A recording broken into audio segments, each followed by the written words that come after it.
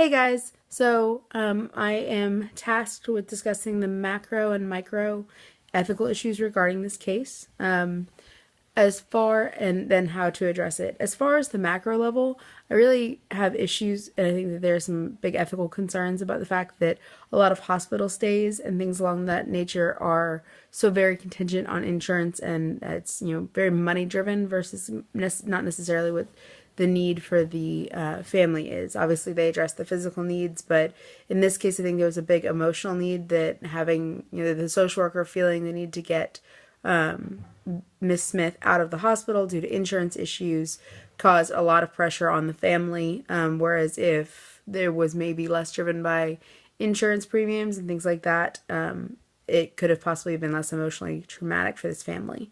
On a micro issue, I think that's where I saw more of the concern. Obviously, we've got a kind of a divided family, with the only child of Miss Smith being estranged.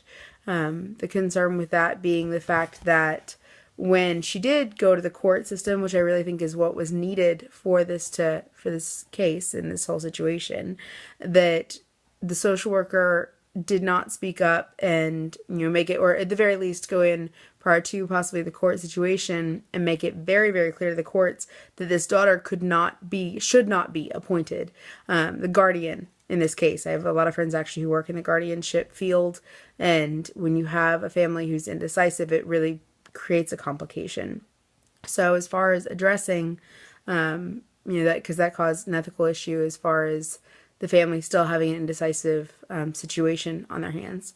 So as far as how I would have addressed it differently, really truly going to the court system and telling the county attorney and making it very clear to the judge, possibly even just writing a report to make it clear that guardianship outside of the family was needed because of an indecisiveness on the level of the family members and those who were close to Mrs. Smith. I think that is really how I would have addressed it differently.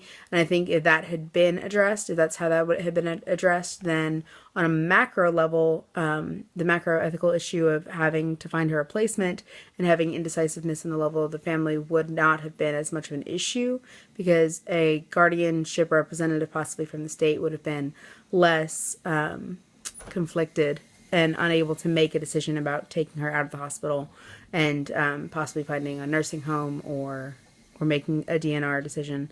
I think there's also a bit of a meso micro issue here in the fact that prior to this whole situation arising, that the nursing home had not gotten a DNR or some sort of decision from Miss Smith as to an emergency situation such as this. So that's my opinion.